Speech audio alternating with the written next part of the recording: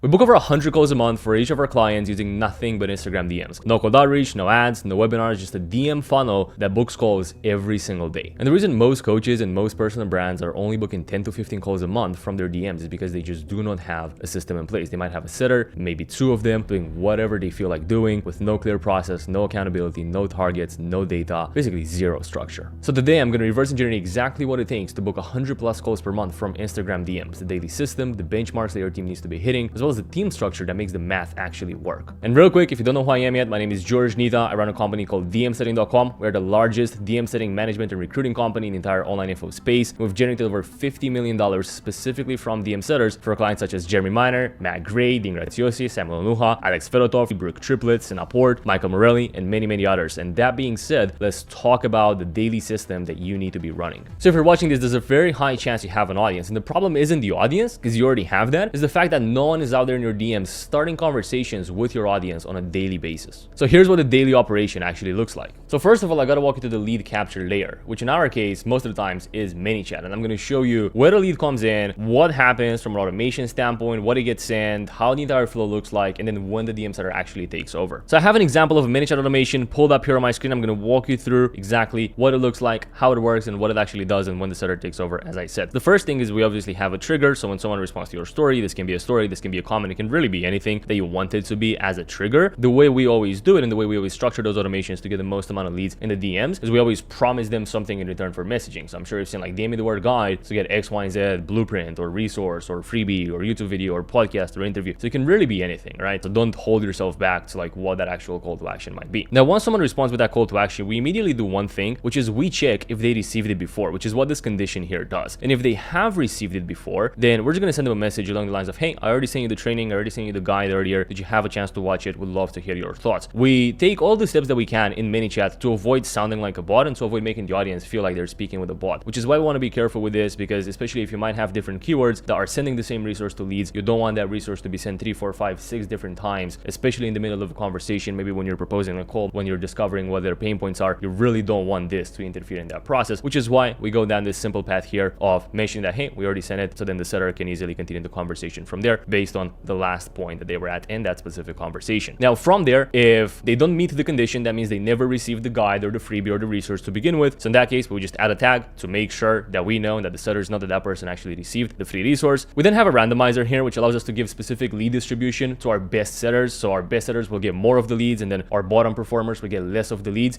to really make sure that we get the most out of the leads that we have and that we make the most amount of money possible. And then the messages are something like this: hey, first name, how's it going? I saw that you interested in my free guide, want me to send it here. Pay attention how we don't send it in the first message. And the reason we don't do that, and instead we do a button here that says yes please, is because when you have a comment, for example, when someone comments and if you just send them the resource right away, it's not going to open up messaging permissions unless they actually message you. So what this button does is it bypasses that, where when they click the button, it automatically, Instagram automatically registers that as a message sent by the lead. Therefore, it opens up the messaging permission, and then you're going to be able to follow up a million times if you want to, which is really the good thing, and which is really the reason why we're doing this. So we have the button, yes please, they click the button, we have a delay 10 seconds, and then we actually send the thing that we promised. And then immediately after that, we ask our first qualification question. This can be the location question. Most of the time, especially if you're selling B2C, it's going to be, hey, what are you currently based out of? Just want to make sure this would even work for you in the first place, or just to see if this would even work for you in the first place. Or you might have, for example, if you're selling a fitness offering, maybe like, hey, walk me through what your fitness journey looked like up until this point. So it can really be anything that's relevant to your offer and to your qualification process. The idea with this message here, or with this question here, is that we want to weed out the unqualified people right away, which is why in this case, we're doing the country qualification, because if someone says they're from a third country, then the setters are just not going to spend their time talking to that person. They're just going to focus on the first 4 country leads or the good country leads based on the specifics offer qualification criteria. And that's it. This is all the automation does. From here on out, the DM setter takes over and has the entire conversation A to Z. We don't do any other thing that's automated in this process. This is the only thing that is automated, is the lead capture layer. Now let's jump into the actual DMs, where I'm going to walk you through the daily workflow of the setter, more specifically the first hour, and why that is so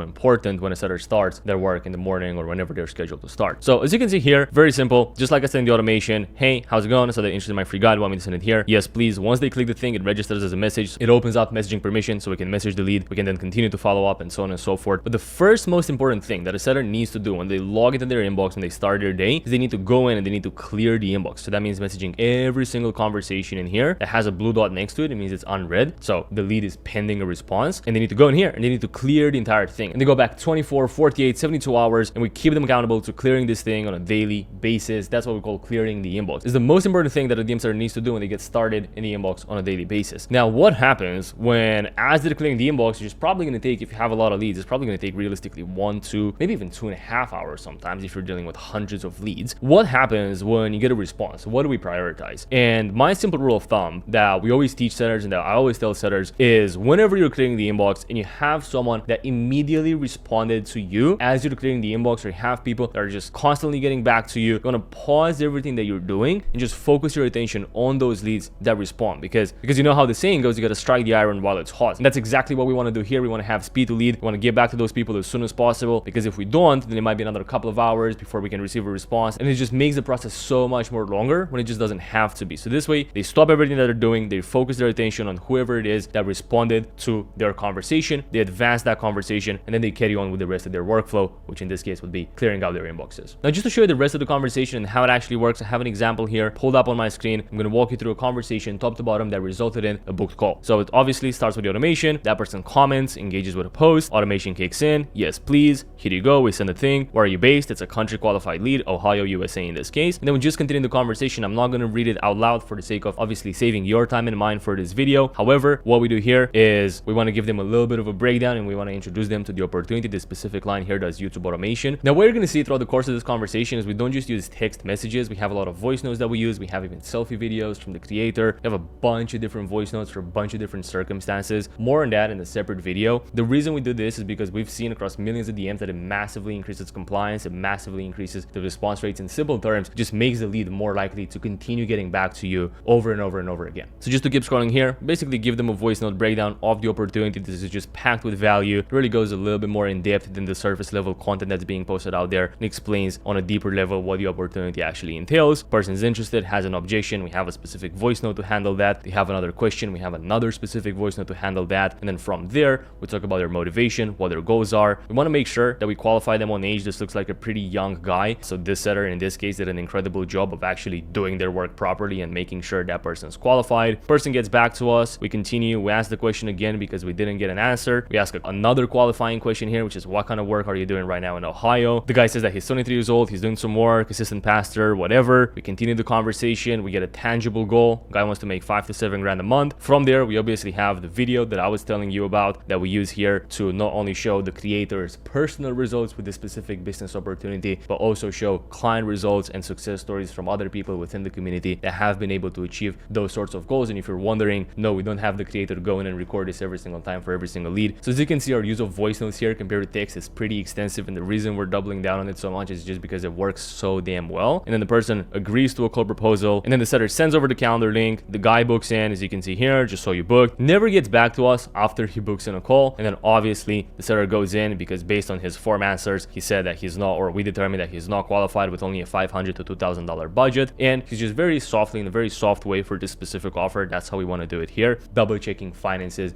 before letting this person actually occupy a calendar spot on the closer's calendar on this specific sales team. So that's it. That's a top to bottom example of a conversation. The next thing that you got to be really careful with, and where most sellers really drop the ball, is the follow-up system. They're just not following up enough times with their leads. I talk to countless of people and I see countless of different teams, and they just do 1 or 2 follow-ups. The sellers are reporting 30 follow-ups, even 5 follow-ups, 50 follow-ups in a day, and I'm like, this is an absolute joke. It's like we have our sellers do 3 to 4 to even 500 follow-ups, and they have a lot of lead flow every single day. And those are individual follow-ups to individual lead, 1 follow-up to 500 different individual leads. And that's because the standard that we always say with our DM setters is within the first 5 to 7 days of a person no longer getting back to us, we're gonna hammer them with a follow-up every single day. So that's by default for every single lead that goes to us, that's 5 to 7 follow-ups that they're gonna get over a period of 5 to 7 days, obviously. Now from there, we don't just stop at that. And then for another couple of weeks, we do 1 follow-up every other week. And then after we've done that 3 or 4 times, we're just gonna move them into a monthly follow-up pipeline where we're just gonna follow up once a month for another 3 to 4 months. So that takes our total follow-ups to anywhere between 10 to 15 for every single lead. So when I hear setters or business owners saying they don't have enough leads to follow up with, I give them this specific example right here, which is if you have 100 leads come in and you're gonna book, let's say 10 to 15 of those people, that leaves you with about 85, let's say 90 for the sake of easy numbers, 90 people that have not booked in, that have ghosted along the way, that you can follow up with. So those 90 people times 10 follow-ups, that's 900 follow-ups that you can do right then and there. And the good thing is, majority of those follow-ups, you're gonna be able to do them within the first 5 to 7 days, because that's where we have the highest highest cadence of following up. So if your sellers aren't constantly cranking at least 200 to ideally 3, 4, even 500 follow-ups a day, depending on how many leads you have and how stacked your inbox is, then there's a very high likelihood you're leaving money on the table. And the reality is that lead that your seller stopped following up with, they follow another 10, 15, 20, even 30 coaches that do something similar to what you do, and they're going to end up buying from one of them. So you better make sure that's actually you by having a proper follow-up system in place. So what's the single biggest difference between a seller that books 1 to 2 calls a day and a seller that books 3 to 4 calls a day? The difference is having the right infrastructure. And if you're watching this and you realize your team doesn't have this kind of system in place, that's exactly what we build for businesses just like yours. We recruit, train, manage, and grow your DM selling team completely done for you. If you want to learn more about that, I've put a link in the description where you can book a call with me. Before you even think about that, you need to understand whether your system is actually working or not. So next, I'm going to show you the KPIs that tell you if you're on track. But before we really get into that and I tell you the specific KPIs that your team needs to be hitting, I need to show you the actual numbers that you need to be reporting back to you, because those numbers are going to allow you to have the clarity on whether the process is actually working or not. So I have a couple of different end-of-day reports here pulled up on my screen just to understand the actual metrics that we track, as well as the numbers that those sellers are hitting consistently on a daily basis. So as you can see here, we track outbound conversations. That allows us to see what the actual outbound response rate is, inbound conversations, follow-up messages, calls proposed, links sent, total calls booked, and then last but not least, qualified calls booked. And it doesn't end there, because we also have them track what happens on the closers' calendars. So as you can see here, they're reporting to us sets scheduled for the day. So that means how many of their sets are actually on a closer's calendar booked for today, how many of those were taken, how many of those were closed, and then the outcomes of all of the different deals, as well as the revenue generated, the cash collected, and the recurring cash collected for every single one of those days. And same thing here, you can pause the screen, you can look at the numbers that they're hitting, you can look at the different metrics that we're tracking, you can write those down. And the reason we go all the way to tracking what actually happens on the calendars, on the closers' calendars on a daily basis, is because it allows us to track individual performance for those DM setters. Because I might see DM setter 1 has a higher show rate and a higher close rate than DM setter 2. And then I want to go in and I want to copy what that person is doing and then deploy it across the rest of the team. And then on the flip side, I might see that person 2 is severely lagging behind the rest of the team with only a 48% show rate and an 18% close rate, while the rest of the team is performing at a 65% show, 22, 25, 28% close rate. So I want to look into that person's specific process, their call reminders, their wording, the stuff that they're doing in the actual conversation, the people they're speaking with. And when you do that, that allows you to understand what's actually broken in the process and allows you to go in and immediately fix it. Now, whenever I look at data from DM teams, there are 3 main KPIs that I always look at and that I always optimize for. So I'm going to break those down here for you. So the first one is our outbound DM response rate. On an average offer with an average brand, so this is not even a good brand, we're going to get a minimum 20% response rate. And when I say outbound, I don't mean cold outbound. What we do is we do warm outbounds to your audience. So if you have 100,000 followers, we'd go in and they would start conversations with those followers, and on those, you'd want to have a minimum of a 20% response rate. And anything below that is genuinely like horrendous. It's like really bad. Ideally, you should be aiming for like a 30, 35+% here. So that means for every 100 people that your setter messages, you want at least 20 of those people to get back to you and to have a conversation with you. The second one is our conversation to call proposal ratio, which I want this to be anywhere between 20 to 25%. And I'm going to explain what this is. So from 100 conversations that I get, which can be either outbound responses, right? So people that respond to your warm outbound message that I just mentioned, or it can be inbound conversations, people raising their hands, sending you DM keywords and whatnot, whatever else you post on your stories. Those are conversations. So for every 100 conversations that you have, ideally you want to propose about 25 calls. And where did I come up with that number? Why is that number so important? Because this is genuinely like one of the biggest things that I'll look at and that we optimize for in a DM process and a DM conversation. So for context, the way we actually got to like the 20-25%, it's obviously going to vary by like plus minus a couple of different percentages for every single offer out there. But the way we got to this number is the entire year last year, we ran a bunch of different tests across over 3 million messages, and we found that this is the sweet spot. And what we found is anything below a 20 to 25% conversation to call proposal ratio, you're actually losing leads, you're losing a lot of opportunity. The sellers are not being efficient, they're taking too long in conversations. It's a sloppy process. And on the flip side, going into a 30, 35%, even 40% conversation to call proposal ratio, what we saw there was the conversations were rushed. And because the conversations were rushed, technically we were booking more calls. We were artificially increasing the number of calls that we were booking, but our show rate and close rate went down because the process was too rushed. So there was not enough nurturing, not enough rapport building the conversation prior to getting them to book a call, which is how we landed on the 20 to 25% as the sweet spot. Again, it's been tested across millions of messages, so you'll have to take my word for it. This is where you want to be. If your team is not here, then you have some work to do. As I said, lower means you're wasting time. Higher, it means you're rushing the conversation. You're going to see a dip in show rate and close rate most likely. Now, the third KPI here that I always look at is the call proposal to call booking ratio. And I want this to be at a bare minimum 70%. So that means for every 100 calls that I propose, I want to book a minimum of 70 qualified sales calls. If this is below KPI, KPI, means either they're talking to the wrong people, your booking link is weird, you don't have enough availability. There can be a lot of different things here. I'm not going to get into that in this video. Those are the three main KPIs that I always look at when I want to improve the efficiency of a DM team. So as an example, based on those KPIs, what this actually looks like in practice is you're going to have 100 new leads. You're going to propose about 20, even 25 calls. You're going to get about 14 qualified sales calls booked on your closer's calendar. And that leaves you with a 14% lead to booked call ratio. I have this simple rule of thumb where if you're booking less than 10% of your leads, your process just sucks and it's just not that good. Regardless of what you say, we've done this on offers that we're only selling B2B, super sophisticated, super high ticket, 35K packages. We've done this on the average Joe B2C type offers. So you really want to, like, bare minimum, you're going to have a 10% conversation to call booking ratio. If you don't have that, there's probably something broken in your process. And ideally, when you have the right systems in place, then you can push it to 12, 14, even 16, even 18% sometimes when the offer, the brand, the messaging really lands and is really, really good. Now let's walk through how do you actually get to 100 calls a month. So let's reverse engineer the numbers. You want to book 100 calls a month, pretty straightforward. So you want to get 100 qualified calls per month. For you to do that, you have a 70% call proposal to call booking ratio. That means you need to propose about 143 calls. From there, if you're going to have a 20% conversation to call proposal ratio,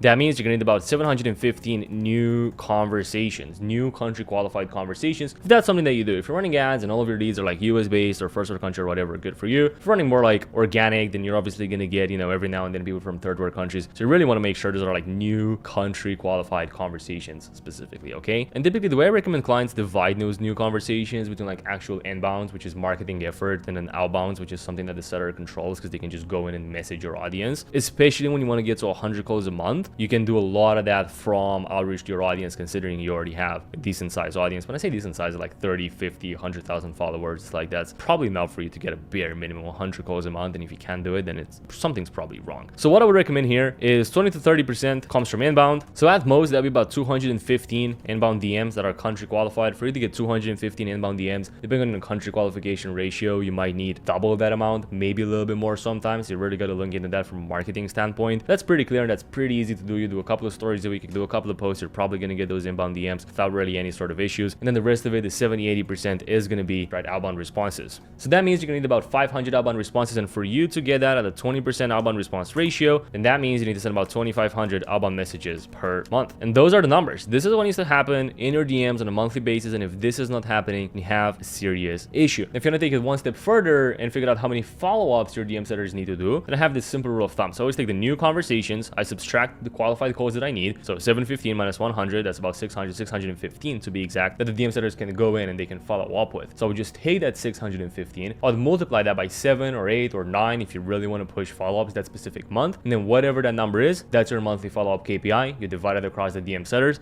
That's it. Now, the third thing that I want to cover is the team structure that you need to have in your DMs in order to hit 100 calls a month, and why a single setter is not going to get you there. And the reason behind that is because you have a single point of failure. What happens when you have just one setter? Your entire pipeline is depending on that one setter, and that person gets sick, has an emergency, breaks a leg, has an injury, can no longer work for a couple of days, has a bad week, cannot hit KPIs, even quits and goes on a better offer. It's like, what happens to your pipeline at that point? Well, what happens, you got to spend another 2 to 3 weeks sourcing a person, ramping them up, taking a bet on them, whether they're going to actually work out or not. And that's where you're stuck in a hamster wheel. You just do not have enough manpower on the team. So let's talk about the minimum amount of setters that you need on the team to hit at least 100 booked calls a month. Well, the answer to that is 2. And what I would do with 2 setters is I would aim to get 50 calls a month for each of them, reverse engineer the KPIs, just like I showed you. You have your lead flow. You can distribute the lead flow however you want based on their schedules, based on their performance. I would initially recommend starting with a free-for-all lead flow. So winner takes it all, basically. Whoever's the fastest is just going to get to those leads. I would just start it there, keep it there for a couple of weeks and kind of see how deal with that and have them compete against each other a little bit. And then it's going to be easy for you to determine who's your winner, who's second best. And then you can just allocate your lead flow based on that. Setter 1 might get 60%, setter 2 might get 40% or 70-30 or 80-20 or however you want to do it. But on average, I would aim to have at least 50 calls a month each. Obviously, if one setter has more lead flow than the other, then obviously the outcomes or the expectations are going to change. Like, for example, 60 calls a month and 40 calls a month, or 70 and 30, you get the point. And the reality is, when you have a system like this, when you already begin having multiple people in the department, you're going to need someone to be responsible of those people. You can't just let them roam around freely, doing their own thing and then reporting when they want to. Like, you need someone, ideally manager, to keep them accountable. This can be yourself, this can be someone from your team, this can be an external manager, so a new hire that you make, can really be anything, right? And what that person is going to do is they're going to be responsible for a couple of different things that I've outlined here. So the first thing they're going to be responsible for is going to be hiring and replacing setters, because you're going to find that you have underperformers, you have people that have emergencies, you have people that take other jobs, and you want that someone on your team that's responsible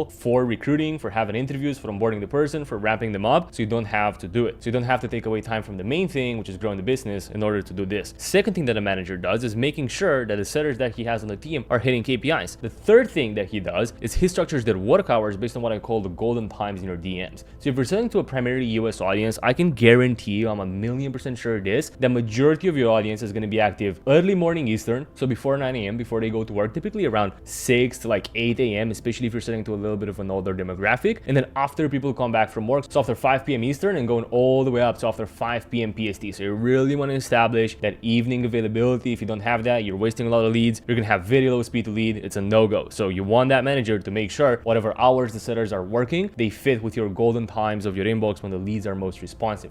Remember what we talked about before, you got to strike the iron while it's hot. So that's why we need this. The fourth thing that the manager is going to be responsible for is speed to lead. So making sure the setters are actually getting back to leads in a timely manner. If a setter is supposed to be active from, for example, 9 a.m. to 9 p.m. Eastern, and it's taking them 3 hours to hit up a new lead, then we have an issue. We have a problem, and that problem needs to be addressed. That's the manager's job, because the reality is, if you're the creator, or if you're the owner of the company looking at this video, you're not going to be in your inbox 24/7 or 12 hours a day QCing that activity. So that's why I need to get a manager in place to make sure that actually happens and leads are actually being attended to in a timely manner. Now, the fifth responsibility here for the manager is going to be coaching and feedback. And the way this looks like is on a daily basis, they would set aside 30 to 60 minutes, they'd hop on what we call a huddle with the DM setters, and they would train them. They would look at the conversations, they'd give feedback based on the conversations, they would teach them new sales concepts, and they would just help them elevate their skill set. Because the reality is, you really want to have someone in your DMs that can really speak and sound like you. You can't just hire a random person, pay them an hourly base, and just leave it at that and hope that they're going to do well, because they're never going to do well. You need to treat this with the same level of attention to detail when it comes to hiring and standards that you have with your phone setters, with your closers. It's exactly why we're able to get the results that we're getting with DM setters, because we treat it the exact same way as those other sales functions of the company. And then last but not least, the sixth responsibility of the manager is going to be accountability. So that means, did you hit your daily KPI for the day? Did you do all of your follow-ups? Did you get back to all the leads from the past 24, 48, 72 hours? Did you follow the framework properly in the DMs? Or did you implement this new change that we talked about the other day? Or based on whatever they coached them the previous day, did they implement that feedback in today's conversations? This is all accountability. Are they doing the inputs that they're supposed to be doing in order for them to get the outputs? And that's why you need a manager. And obviously, the more you scale the team, the more complex it's going to be, the more responsibilities the manager is going to have, and the more you're actually going to need a full-time manager to handle all those things for you. So right now, there's an audience watching your content, but no one's having conversations with them. And every day you're not running this system, you're just leaving booked calls on the table. So if you want our team to build this entire operation for you, the setters, the management, the KPIs, all the systems, all the infrastructure, everything we talked about and more, then click the first link in the description, book a call with me. We've generated over $50 million from this strategy through DM setters, so we know a thing or two about what we're doing.